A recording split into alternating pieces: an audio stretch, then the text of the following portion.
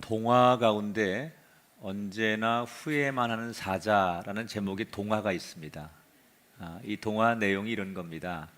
한 초원에 늘 말썽을 일으키고 혼만 나는 어린 사자 한 마리가 살았답니다. 분명히 사자인데 하는 짓은 사자 같지 않아서 늘 말썽을 일으키고 천방지축 그렇게 소란을 피우는 그런 사자였습니다. 생각 없이 불쑥불쑥 행동하다가 난처한 일, 어려운 일을 많이 만나게 됩니다. 이 어린 사자가. 예를 들자면 무작정 가시덤불에 뛰어들었다가 가시에 찔리기도 하고, 또 그냥 타조한테 다가가서 놀리다가 타조의 뒷발에 걷어차이기도 하고, 사자가 사자답지 않게 사는 거죠. 이런 모습을 안타까워한 사자의 부모가 어린 사자를 불러놓고 신중해야 된다. 이 초원에서 네가 왕이 되려면, 사람들로부터 다른 동물들로부터 인정을 받으려면 생각하고 신중하게 행동하는 습관을 가져라. 이렇게 어린 사자에게 조언을 합니다. 어느 날 이 사자가 초원을 걷다가 사냥꾼들이 다른 동물들을 마구 잡아가는 것을 목격하게 됩니다. 다른 때 같았으면 불쑥 뛰어들어서 이를 그르치기도 하고 해프닝이 생겼을 텐데, 부모한테 들었던 교훈이 행동하기 전에 신중해라 라는 얘기를 들었기에 어린 사자는 그 말을 새기면서 금방 뛰어들지 않고 생각을 합니다. 어떻게 저 동료 동물들을 구해줄 수 있을까? 뭘 도와줄까? 이렇게 생각을 한 끝에 여러 동물들을 모아가지고 결국 지혜를 발휘하고 해프닝을 통해서 사냥꾼들을 밀림에서 쫓아내고 동료들을 보호합니다. 그리고 자연스럽게 이 동료들에게 인정을 받아서 동료들에 의해서 초원의 왕으로 이 사자가 세워지는 것으로 이 동화가 끝이 납니다.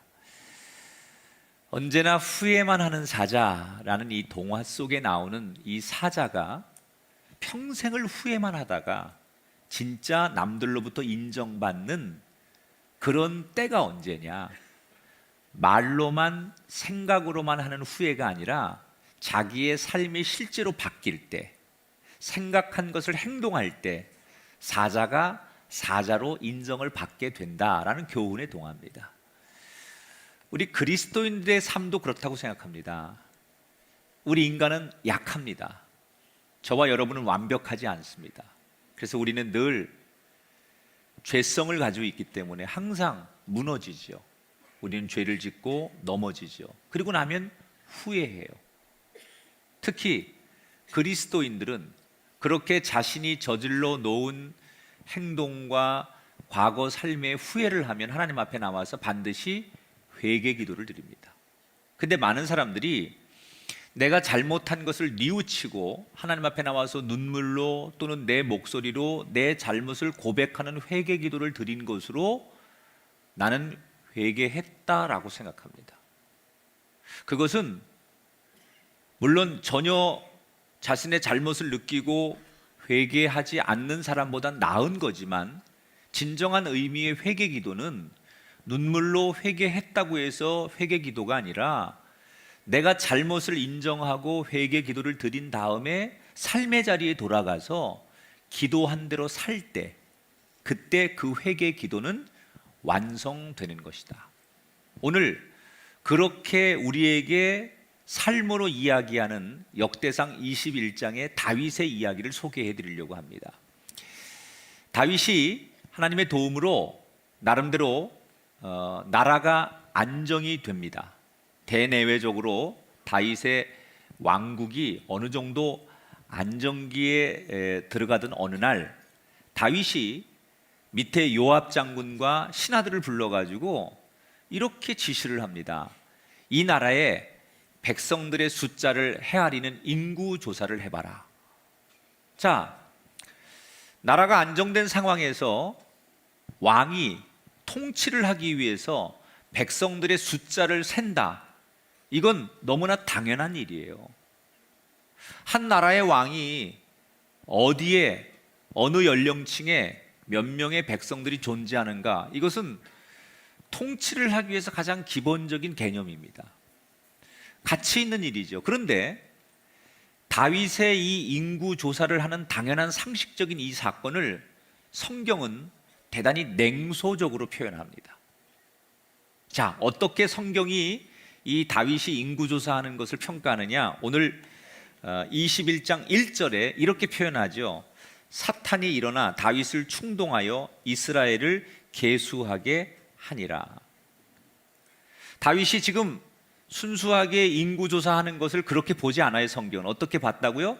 사탄이 다윗을 충동질해서 사탄에 의해서 조종당한다, 이렇게 해석을 해요. 왜 성경은 일반적인 인구 조사를 이렇게 민감하게 건드렸을까?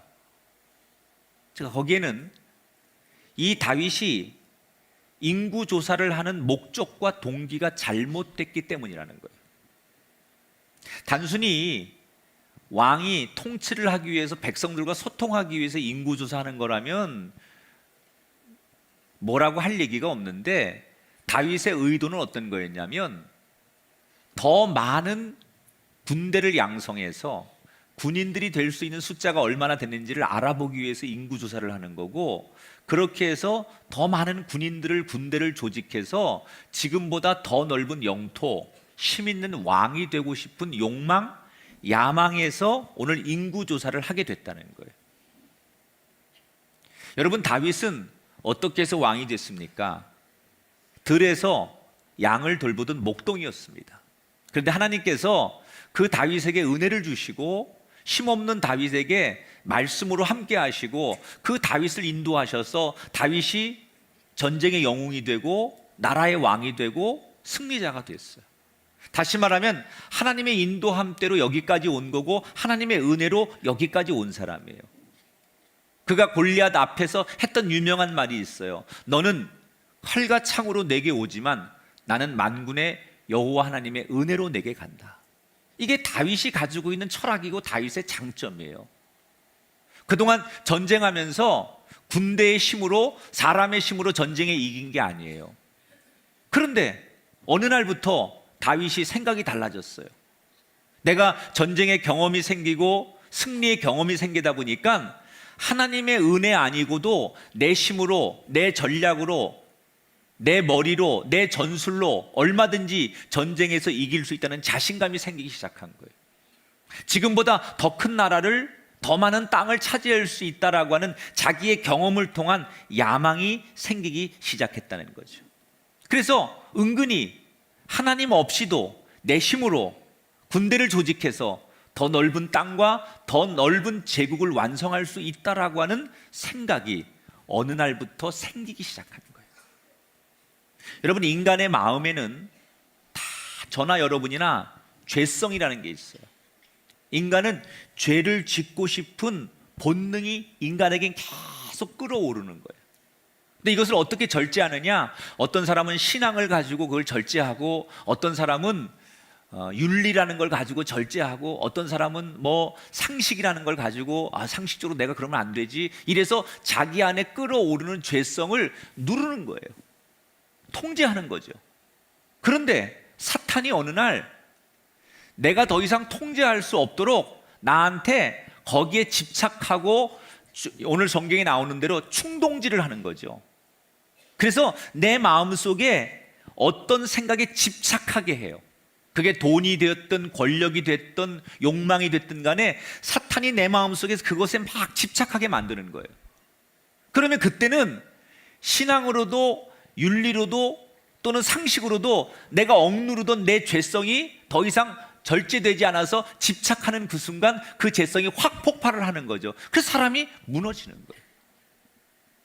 지금 다윗이, 사단이 그 마음속에 내 힘으로 할 수 있다, 지금보다 더 인정받을 수 있는데 왜 내가 여기에 머물러야 하느냐라고 하는 사단이 준 생각에, 충동질한 생각에 자기 마음을 빼앗기면서 죄성이 나오기 시작하는 거예요. 하나님이 다윗에게 원하셨던 나라는 어떤 나라냐? 지금보다 더 넓은 영토, 더 많은 백성을 거느리는 제국을 건설하는 게 하나님이 원하시는 게 아니었어요. 하나님이 다윗을 왕으로 세우셨을 때 다윗에게 원하셨던 나라는 땅이 넓어지는 것이 아니라 하나님의 말씀이 넓어지고 하나님의 은혜가 넓어지는 나라를 원하셨던 거예요. 그런데 다윗은 하나님의 말씀과 은혜로 넓어지는 나라가 아니라 땅이 넓어지는 나라를 꿈꾸기 시작하면서 죄를 짓기 시작한 거예요. 내 힘을 보여주고 싶은 욕망. 그래서 성경은 다윗이 인구 조사한 내용을 비판적인 시각으로 바라보면서 사단이 다윗의 마음을 충동질했다라고 표현합니다. 자, 이 다윗의 이런 행동이 신하들 보기에도 얼마나 잘못됐는지 금방 아는 거예요. 그래서 요압 장군이나 다른 신하들이 왕에게 처음에는 왕이시여 다시 한번 생각해 보십시오. 지금 왕이 하는 일은 하나님 앞에 잘못된 일입니다. 우리는 하나님을 의지하고 믿음으로 여기까지 온 사람들인데 왜 인간적인 방법을 쓰고 왜 인간의 힘을 의지하려고 합니까? 이 인구조사 합당하지 않으니 안 했으면 좋겠습니다. 이렇게 왕에게 충언을 합니다. 그러나 이미 다윗의 마음이 너무 강했기 때문에 다윗이 밀어붙이고 신하들은 할 수 없이 왕의 명령을 거역할 수 없어서 인구조사를 하게 됩니다. 자, 이런 여러 가지 갈등과 의견이 다양한 가운데 인구조사를 한참 하다가 그나마 다행인 것은 다윗이 인구조사가 거의 끝나갈 때쯤 스스로 내가 지금 잘못하고 있구나라는 것을 깨닫게 됩니다. 여러분, 우리에게 가장 큰 은혜는 언제냐면 지금 내가 죄를 짓고 있구나라고 자각하고 깨달을 때 그게 은혜예요. 내가 지금 이런 생각을 하면 안 되는데 이런 쓸모없는 생각을 하고 있구나라고 느낄 때가 은혜예요. 문제는 죄를 지으면서도 잘못을 하고 있으면서도 이게 죄인 줄 모르고 이게 너무 당연하다고 생각하고 내가 뭐가 잘못됐는지 모르는 거, 죄의식이 없는 게 저주고 그게 여러분 버려진 삶이지, 적어도 내가 죄를 지으면서 어느 순간 이러면 안 되는데 내가 왜 이런 생각을 하지? 내가 왜 이런 행동을 하지? 라고 그런 생각이 들 때 그것은 하나님이 여러분을 사랑하시는 은혜를 주는 거예요. 다윗이 다행히도 내가 이 인구조사를 하는 동기와 목적이 잘못됐다는 것을 스스로 깨달아요. 내가 지나쳤구나. 내가 너무 욕심을 냈구나. 내가 왜 이런 생각을 했지? 그래서 그가 후회를 합니다. 그리고는 후회를 하고 나서 곧바로 그가 하나님 앞에 나가서 무릎 꿇고 기도하기 시작해요. 그걸 우리는 회개기도라고 해요. 내 잘못을 돌아보고 내가 잘못했어요 라고 하나님 앞에 기도하는 걸 회개기도라고 한다면 다윗은 회개기도를 드리는 거예요. 자, 21장 8절에 볼게요.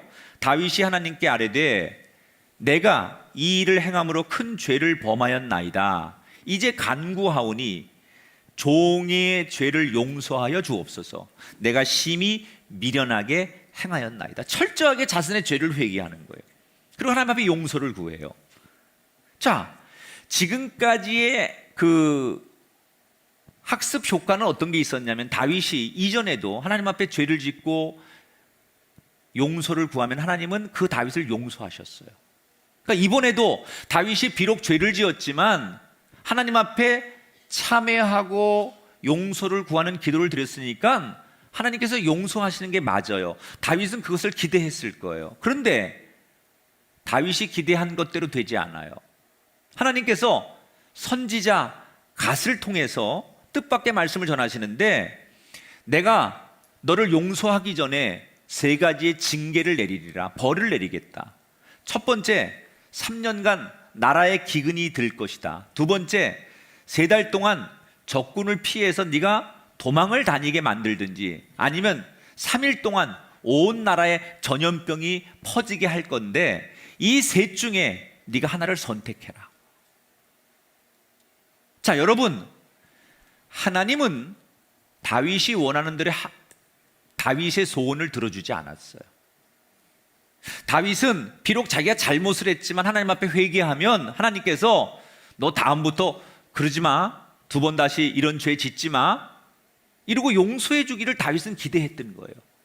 근데 하나님이 주신 응답은 다윗에게 용서해 줄 게가 아니라 내가 너를 벌해야 되겠다라고 징계를 주셨어요. 자, 이때 다윗이 자기를 용서하지 않는 하나님 앞에 어떤 태도를 취하느냐? 13절에 보니까 다윗이 가세게 이르되 내가 곤경에 빠졌도다. 여호와께서는 긍휼이 심히 크시니 내가 그의 손에 빠지고 사람의 손에 빠지지 아니하기를 원하나이다. 쉽게 말하면 하나님이 내리시는 벌을 내가 순순히 받겠다 이거예요. 여러분, 상식적으로 보면 다윗이 다시 한번 재차 하나님, 내가 잘못했다고 기도했잖아요. 하나님, 내가 진심으로 잘못했어요. 저를 용서해 주세요 라고 재차 하나님 앞에 하나님의 용서를 구하기 위한 기도를 다시 드릴 수도 있어요. 조르는 거죠. 아니면 내가 그동안 하나님 앞에 하나님의 영광을 위해서 전쟁을 할 때도 여호와의 이름으로, 백성들을 통치할 때도 하나님의 영광을 위해서, 나는 하나님을 위해서 살았는데 어쩌다가 잘못한 것 한 가지밖에 없는데 이 실수 하나 때문에 하나님 앞에 그동안 열심히 살았던 것을 다 무시하고 이 한 가지 때문에 저를 버리십니까? 하나님 너무하십니다. 이렇게 항의할 수도 있었을 거예요. 그런데 다윗은 조르지도 않고 하나님 앞에 항의하지도 않고 하나님이 내리시는 징계를 순순히 받아들이기로 했다는 거예요. 왜 그랬을까요? 다윗은 우리가 못 보는 걸 보고 있었어요. 그게 뭐냐? 따라 할까요? 회초리 속에 하나님 사랑을 봅니다. 자, 하나님이 지금 회초리를 들어서 다윗을 벌하십니다. 근데 그 회초리 안에 하나님의 사랑이 있다는 것을 다윗은 봤다는 거예요.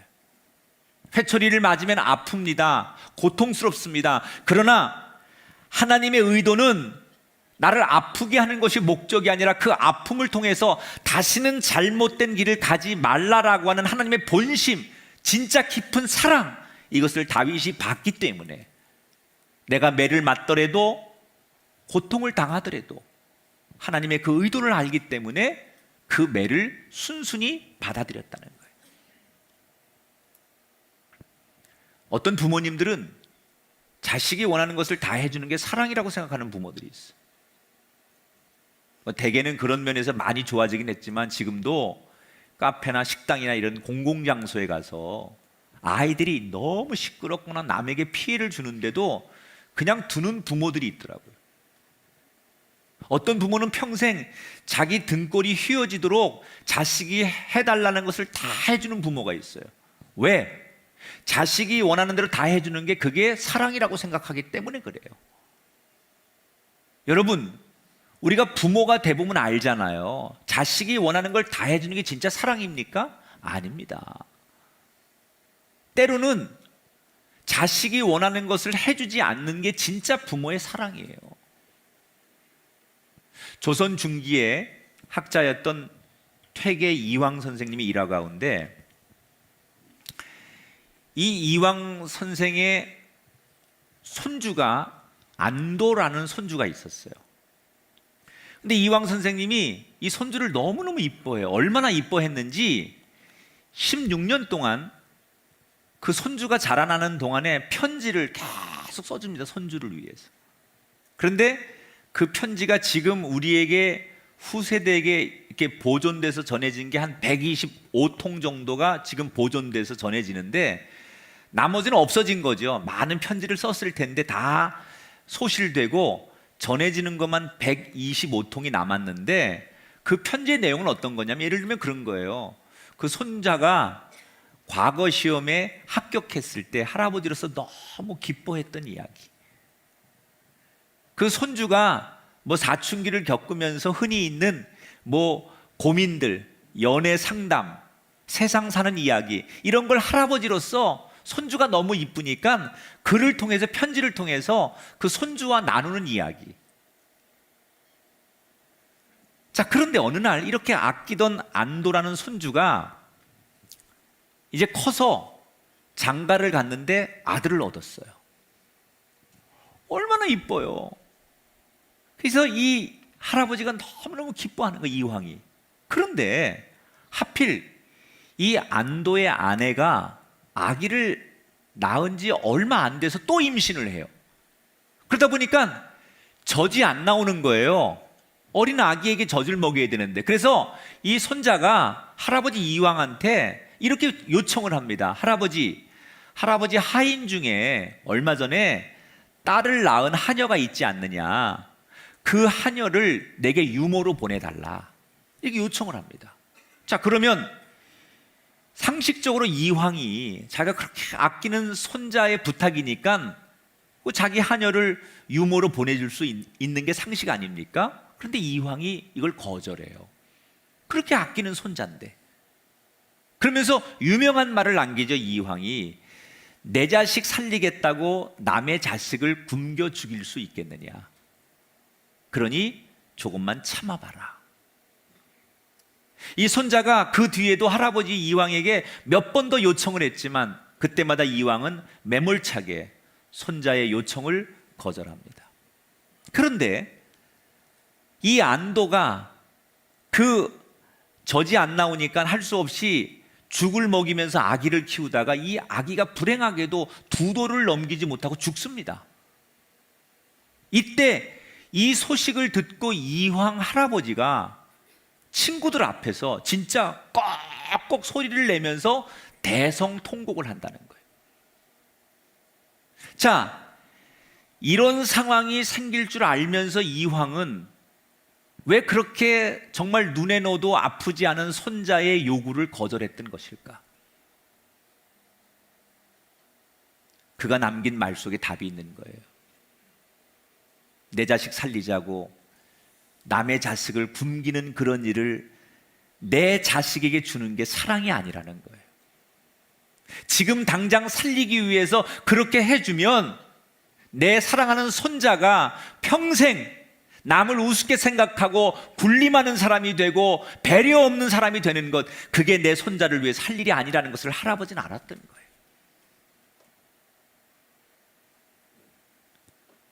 그 할아버지의 그 손자예요. 할아버지가 원망스러울 법도 한데 안도라는 손자는 할아버지의 사랑을 이해합니다. 할아버지가 왜 나한테 그렇게 했는지를 다 이해하고, 그래서 할아버지를 닮아서 열심히 공부에 매진해서 결국 한 시대 할아버지처럼 세상을 풍미하는 좋은 학자로 그가 서게 된다는 역사 이야기예요. 저는 이 이황 선생님의 얘기를 들으면서 하나님의 마음도 그렇다는 생각을 해봤어요. 때로는 우리가 하나님 앞에 아무리 간구하고 합리적으로 부탁을 드려도 하나님께서 우리의 기도에 들어주시지 않고, 우리가 눈물을 흘려가면서 하나님 잘못했다고 회개 기도를 드렸는데도 하나님께서 우리를 용서해 주지 않을 때가 있어요. 오히려 회초리를 들고 우리를 고난과 징계와 아픔으로 우리를 인도하실 때가 있어요. 왜 하나님 우리를 사랑하시면서 내가 잘못했다고 하는데 내 잘못된 기도를 금방 용서해 주지 않으시고 내 요구를 하나님께서 받아주지 않으시는 걸까? 그것은 사랑이기 때문이에요. 아픔을 통해서, 이 고난과 고통을 통해서 내가 깨닫고 바른 길을 걷기를 원하시는 사랑이 있기 때문에 하나님이 우리의 요구를 때때로 들어주시지 않는다는 거예요. 사랑하는 여러분, 우리가 기도하고 후회하고 기도하고 후회하고를 반복하지 않으려면 뭐가 필요하냐? 하나님이 내리시는 고난과 고통의 채찍 속에 하나님의 깊은 사랑을 볼 줄 알아야 된다는 거예요. 여러분이 당하는 고난과 아픔과 실패를 통해서 하나님이 나를 얼마나 깊이 사랑하시는지 그 사랑을 보는 눈이 열리게 되기를 주의 이름으로 축원합니다. 그 눈으로 하나님의 사랑을 봐야만 우리가 후회하지 않는 기도자가 될 수 있다는 거예요. 자, 다윗에게 이 3가지 징계 중 하나를 선택하라는 말씀이 전해지지요. 선택하라고 하는 자체가 하나님께서 일방적이지 않은 거예요. 그러니까 만약에 징계가 목적이었다면 선택을 주지 않았을 거예요. 네가 선택해라라고 하는 것은 결국 미워서 주는 징계가 아니라는 것을 뜻하는 거예요. 자, 다윗이 징계를 받아들이면서 세 가지 중에 뭘 선택하냐? 기간이 제일 짧은 전염병을 선택합니다. 근데 그때부터 3일 동안 이스라엘 전역에 전염병이 퍼지는데 생각했던 것보다 너무 많은 피해가 생기지요. 3일 동안에 이스라엘 백성들 7만 명이 죽습니다. 이때부터 다윗이 자기로 인해서 자기가 지키지 못해서 백성들이, 죄 없는 백성들이 7만 명이 죽는 것에 대해서 후회를 하죠. 차라리 내가 적군에게 3달 동안 쫓겨다니는 것을 선택하든지, 나라의 기근이 3년 동안 들어서 사람들이 힘들어도 이걸 견디게 했어야지, 내가 짧다고 3일을 선택해서 죄 없는 백성들이 나로 인해서 아까운 생명이 이렇게 많이 죽는다는 것에 대해서 그는 자책하며 하나님 앞에 이렇게 울부짖어 기도합니다. 하나님, 잘못은 내가 했는데 왜 죄 없는 백성들이 죽어야 합니까? 차라리 내 백성들을 살리시고 저와 저의 집을 쳐주십시오. 그리고 하나님 앞에 자책하며 눈물로 기도해요. 이때 정말 자신을 버려서라도 백성들을 살리고 싶은 이 눈물의 기도를 하나님께서 보시고 다윗에게 회복을 주시기 위해서 다시 갓선지자를 통해서 이렇게 명령하십니다. 내가 너를 회복하고 너희 백성들을 회복할 텐데, 그러려면 저 오르난의 타작마당에 가서 거기에 여호와를 위한 제단을 쌓고 그리고 거기서 제사를 드려라. 자, 여기 아주 중요한 얘기가 나와요. 하나님께서 다윗과 이스라엘을 회복시키기 위해서 뭘 선택하시느냐? 예배자가 되라는 거예요. 여러분, 우리는 세상에서 만나는 문제를 해결할 수 있는 방법들이 여러 가지가 있어요. 어떤 문제를 해결하는 나름대로의 우리는 여러 가지 방법들 가운데 하나님이 우리에게 원하시는 것은 인간적인 방법이나 세상적인 방법이 아닌 예배를 통해서 문제를 해결하길 원하신다는 거예요. 여러분, 예배가 여러분에게 어떤 겁니까? 하나님이 여러분 삶의 고난과 여러분 삶의 회복을 주시려고 이 예배로 여러분을 부르신다는 것을 기억하시기 바랍니다. 인간적인 방법으로 문제를 푸는 것이 아니라 예배를 통해서 문제를 풀라는 거예요. 그래서 그 말씀에 순종하고 다윗이 오르난의 집에 갑니다. 이 오르난이라는 사람이 아무것도 모르고 집에서 마당에서 밀을 타작하고 있는데, 아니 자기 앞에 왕이 떡하니 나타난 거예요. 눈이 휘둥그레져 가지고 왕 앞에 벌벌 떨면서 엎드립니다. 그때 다윗이 자기가 여기 온 목적을 다 설명하니까 이 오르난이 감동을 하고서는 자신의 이 마당을 왕에게 그냥 다 바치겠다고 선언을 합니다.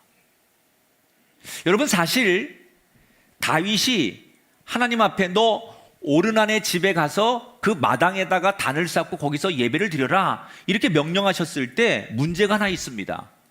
오르난이라는 사람이 이거 내가 조상 대대로 물려받은 땅인데, 이거 내 사유지산인데 나 왕한테 못 내놓겠습니다. 이렇게 나오면 하나님이 분명히 회복시키려고 장소를 지정해서 거기 가서 단을 쌓고 예배를 드리라는데 오르난이 이걸 안 내놓겠다고 하면 이거 난감한 거거든요. 물론 왕이 뺏을 수 있겠죠. 그러나 그 뺏는 과정을 하나님 원하시겠어요? 근데 하나님께서 거길 가라는 거예요. 믿고 갔지만 주인이 어떤 반응을 보일지 모르는 상황인데 뜻밖에도 오르난이 뭐라고요? 내가 이 땅을 내놓겠습니다. 기증하겠습니다. 다윗은 어떻게 될지 모르고 하나님이 예배의 자리에 나가라고 하니까 예배의 자리에 나가는 거예요. 이미 예배를 드리기 위해서 나가려고 하는 그의 걸음 속에 하나님은 이미 준비해 놓으시고 예비해 놓으시고 모든 것을 다 갖추어 놓으셨다는 거예요. 여러분에게 이 은혜가 있게 되길 바랍니다.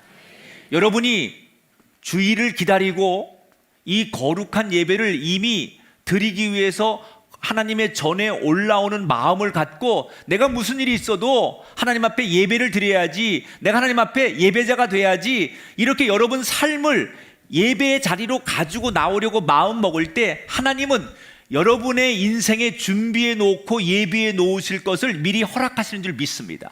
이게 진정한 예배예요. 예배의 자리에 나오기 전에 예배의 자리를 사모하고 그 예배의 자리에 가려고 하는 마음을 가질 때 하나님이 여러분 인생에 필요한 것을 예비하시고 준비하신다는 거예요.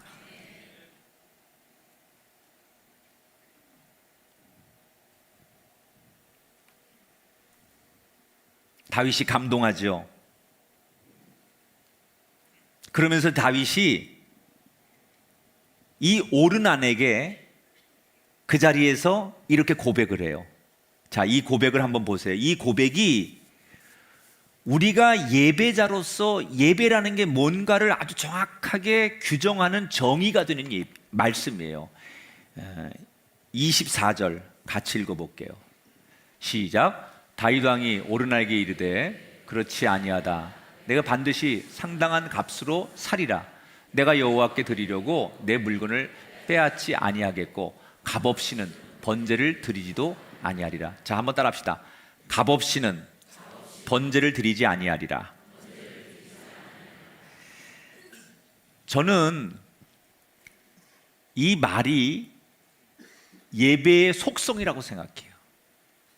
예배는 반드시 대가를 지불하는 게 예배예요. 우리가 하나님 앞에 우리가 지은 죄를 용서받기 위해서 우리가 반드시 우리의 시간과 정성과 노력과 마음과 재능과 물질을 하나님 앞에 드리는 이 대가를 지불할 때 하나님 앞에 우리가 죄 용서를 받는 거예요. 우리가 하나님 앞에 우리의 기도를 드려서 그 기도의 응답을 받으려면 그냥 드리는 것이 아니라 예배자로서 마땅히 하나님 앞에 우리의 대가를 드릴 수 있는 예배자가 되어야 된다는 거예요. 여러분이 드리는 예배는 그렇게 우리가 함부로 생각할 수 있는 예배가 아니에요. 하나님을 만나는 그 예배는 우리가 값을 지불해야 돼요. 대가를 지불해야 돼요. 그래서 내 시간과 내 정성과 내 노력과 내 마음과 내 재능을 하나님 앞에 드리면서 예배의 자리에 나올 때 그게 온전한 예배라는 거예요. 다윗이 예배를 통해서 회복하려고 할 때 뭘 해요? 대가를 지불하지 않고는 내가 하나님 앞에 예배자로 설 수 없다는 거예요. 우리는 그런 정성이 우리에게 필요하다는 거예요. 주일 바쁘죠. 분주하죠. 선택할 게 많죠. 그러나 그 모든 것을 내려놓고 시간을 드리고 내 마음을 드리고 어떤 다른 우선순위보다 하나님 앞에 예배를 드리려고 하는 그런 노력과 정성이 모아질 때 값을 지불하여 드리는 예배가 될 때 하나님이 그 예배를 온전히 받으셔서 우리를 화목케 하실 줄 믿습니다. 그래서 다윗이 오르난이 그냥 주겠다고 한 그 땅을 안 받아요. 금 600세겔을 주고 사요. 하나님 앞에 드리는 예배인데 거저받아서 하나님께 드리고 싶지 않다는 거예요. 반드시 내 것을 지불해서 대가를 지불해서 하나님 앞에 올려드리겠다는 거예요. 여러분, 왕 앞에 백성이 그냥 바치겠다고 하는 그 땅을 다윗은 내가 직접 대가를 지불해서 하나님 앞에 드리는 예배자가 되고 싶어서 그 땅을 구입했다는 거예요. 오늘 우리가 드리는 이 거룩한 예배가 한 사람 한 사람 그런 예배가 되기를 축복합니다. 여러분, 그런 정말 우리가 하나님 앞에 그런 교회가 돼야 돼요. 그래서 자기의 재능을 드리고 바쁘지만 그 주일날 힘들지만 아이를 가르치는 선생님이 나오고 봉사하는 교인들이 나오고 성가대 쓰는 사람이 나오고 이 곳곳에서 하나님을 섬기는 자기를 드리는 그 대가를 지불하는 그런 노력들이 모아질 때 그게 온전한 예배지요. 나는 언제나 교회 나가면 VIP야.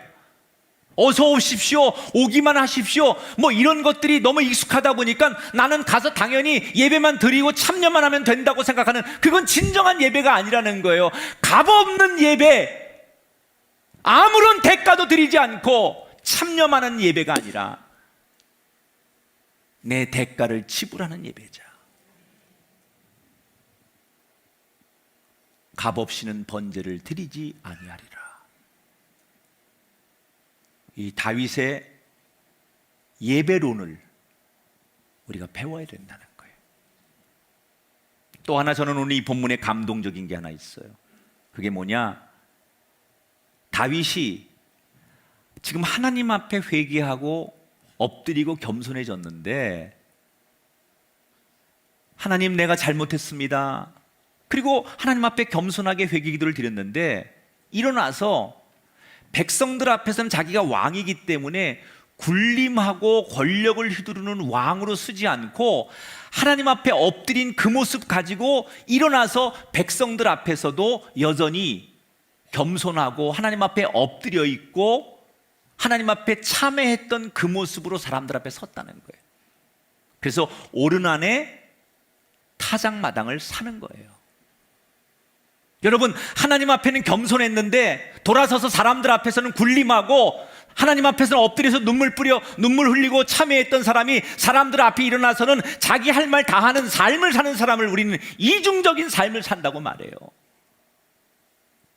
주님께 겸손하기로 했으면 내 삶의 자리에서도 사람들 앞에서도 겸손하게 사는 게 진짜 회개고 진짜 겸손이고 진짜 은혜라는 거예요. 하나님 앞에는 겸손한 척 해놓고 오르난 앞에 가서는 교만했던 다윗이라면 그가 그 전에 흘렸던 눈물, 하나님 앞에 겸손한 척 했던 그 모든 기도는 다 물거품이 됐을 거라는 거예요. 따라합시다. 죽게 하듯 사람을 대해야 합니다. 우리가 후회하지 않는 기도자가 되려면 하나님 앞에 우리가 그때 결심했던 그 모습, 그 은혜를 그대로 간직해야 돼요. 다윗은 하나님 앞에 겸손하기로 결심하고 그 마음과 그 결심을 그대로 사람에게 그대로 투영했다는 거예요. 자, 그랬더니 하나님께서 그 겸손함을 그대로 유지하는 다윗에게 어떻게 응답을 하십니까? 하나님 멋있는 분이에요. 그 중심을 다 보시고 제대로 평가하시는 거예요. 26절을 보세요. 읽어보세요. 다윗이 거기서 여호와를 위하여 제단을 쌓고 번제와 화목제를 드려 여호와께 아뢰었더니 여호와께서 하늘에서부터 번제단 위에 불을 내려 응답하시고, 여러분의 인생에 불이 임하길 축복합니다. 여러분, 제일 은혜를 크게 입는 건 불이 임하는 거예요. 내 인생에. 여러분 가정에 불이 임하셔야 돼요. 우리 교회 불이 임하는 제단이 되길 바랍니다. 불이 임한다는 건 하나님이 임재하신다는 거고요, 하나님이 그곳에 함께 하신다는 거고요. 불이 임하면 어둠이 떠나가지 않습니까? 불이 임하면 여러분 추웠던 것이 따뜻해지지 않습니까? 불이 임하면 모든 것이 다 태워지지 않습니까? 여러분의 죄성, 여러분의 불안함, 여러분의 염려, 여러분의 실패가, 여러분의 과거가 하나님의 임재와 불이 임하는 순간 다 태워지는 거예요. 여러분의 인생에 불이 임할지어다. 하나님께서 불을 내리셔서 다윗의 기도를 기쁘게 받으셨어요. 여러분, 무엇이 하나님을 그렇게 감동시킨 겁니까? 다윗의 화려한 언변 때문입니까? 다윗의 천재적인 음악성 때문입니까? 다윗이 하나님 앞에 드렸던 예물 때문에 하나님이 감동하시는 겁니까? 아닙니다. 하나님께 했듯이 사람에게도 변하지 않고 진심으로 겸손했던 그 태도를 하나님이 기쁘게 받으신 거예요. 우리의 기도가 다시는 후회하지 않는 기도가 되려면 오늘 우리가 하나님 앞에 예배하고 기도하고 눈물 흘려 하나님 앞에 참회했다면 이 모습이 이번 한 주간 여러분 가정에서, 일터에서, 세상에서, 사람들 앞에서 동일하게 똑같이 하나님 앞에 기도했던 그 마음, 하나님 앞에 눈물을 흘렸던 그 마음, 하나님 앞에 겸손했던 그 마음을 가지고 한 주간을 그렇게 살아갈 때 우리의 기도는 완성될 줄 믿습니다. 다윗은 이때 이 경험을 평생 잊고 싶지 않았어요. 그래서 그가 이 감격스러운 영적인 체험을 평생 유지하기 위해서, 기억하기 위해서 그 오르난의 타작마당에 이것을 특별히 구별하기 위해서 거기 뭘 세웁니까? 그게 바로 예루살렘 성전을 그 자리에 세우는 거예요. 그래서 예루살렘 성전이 오르난의 타작마당에 세워지게 되는 거예요. 사랑하는 여러분, 하나님은 우리의 말잘함을 원하시지 않습니다. 우리의 처세술을 원하시지 않습니다. 차라리 침묵하고 우리가 아주 재빠르게 행동하지 않아도 말 없는 그 침묵 속에 하나님께 대하듯 세상에서도 변함없는 그 진실함을 하나님은 원하십니다. 우리의 기도가 완성되기를 축복합니다. 우리가 보통 사람들에게 이 사과하고 싶을 때 어떤 사람은 뭐 선물로 사과하고 또 상대방을 달래고 설득하고 자기의 언변으로 이해시키려고 하는데, 여러분, 상대에게 진짜 사과하는 것은 선물이나 언변이 아니에요. 상대에게 진짜 내가 잘못한 것을 사과하는 사람의 진짜 가치는 내가 달라진 삶을 보여주는 거예요. 아, 저 사람이 정말 달라졌구나. 하나님 앞에 내 죄를 참회하는 가장 좋은 건 눈물 뿌려 기도하는 것이 아니라 하나님 앞에 용서를 구한 뒤에 달라진 나의 삶을 보여주는 거예요. 혹시 이 자리에 후회되는 일로 고민하고 기도한 분이 계십니까? 내가 하나님 앞에 겸손하게 기도했다면, 사람을 대할 때도 똑같이 겸손하게 기도하면 하나님께서 여러분의 기도를 받아주실 줄 믿습니다. 이 다윗의 인생은 성전을 짓는 인생이에요. 오르난의 타작마당에 하나님을 위해서 예루살렘의 성전을 지었듯이 오늘 저와 여러분 인생도 다윗처럼 성전을 짓는 인생이 되기를 바랍니다. 두 가지를 우리는 우리의 기도가 후회되지 않는 기도를 드리기 위해서 기억해야 돼요. 내가 원하지 않는 회초리, 고난, 실패, 어려움, 질병, 많은 고통이 내 인생에 온다 할지라도 그 고통을 주시는 하나님의 본심, 하나님의 마음을 볼 수 있기를 바랍니다. 그 하나님의 사랑을 보는 순간 내게 내리시는 징계나 고통이나 회초리가 넉넉히 감당될 수 있다는 거예요. 입 따로 몸 따로가 아니라 하나님 앞에 기도한 그 모습 그대로 사람에게도 그렇게 할 수 있는 우리가 되기를 바랍니다. 하나님은 절대로 우리가 망하기를 원하시지 않아요. 우리가 다시 회복하기를 원하세요. 여러분의 가정이 건강해지기를 원하세요. 하나님이 그 진심, 우리를 향한 진심, 그 진심이 오늘 이 말씀을 통해서 우리 한 사람 한 사람에게 잘 전달되기를 바라면서 다윗처럼 다시 회복되고 후회되지 않는 인생을 만들어가는, 성전을 완성해가는 아름다운 인생들이 되시기를 주님의 이름으로 축복합니다.